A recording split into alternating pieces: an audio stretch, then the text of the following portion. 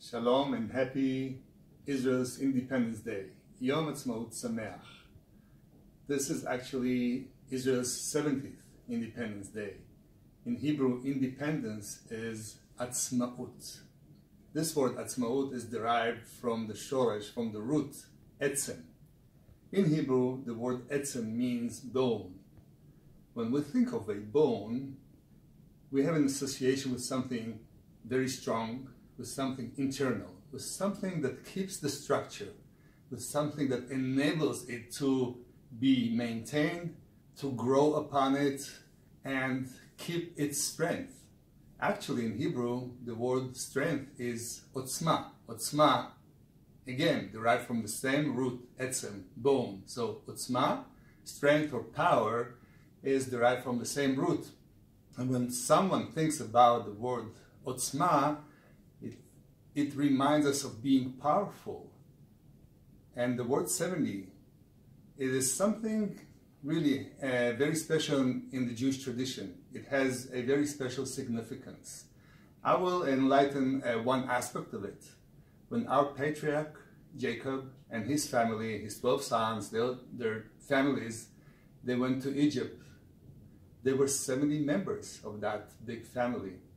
After only 210 years, the people of Israel, when they left Egypt on their way to the promised land, the number of those people were at least 600,000 grown-up men, and if we count the women and the children, there were several millions of those.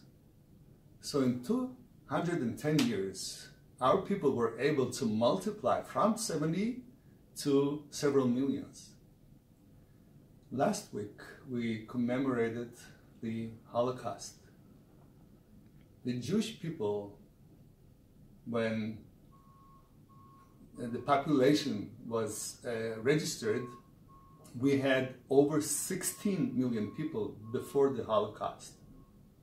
After having 6 million of our people murdered during the Holocaust, and now we still have not reached that number after almost 80 years.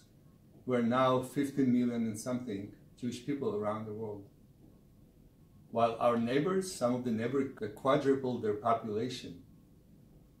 So one of the reasons that we still were unable to multiply so much and have not even yet reached the number of our people before the Holocaust is the high rate of assimilation. In some congregations, the assimilation rate is over 70%. Our sages state that there were a couple of reasons that enabled our family of 70 people to multiply and to live as a people from Egypt.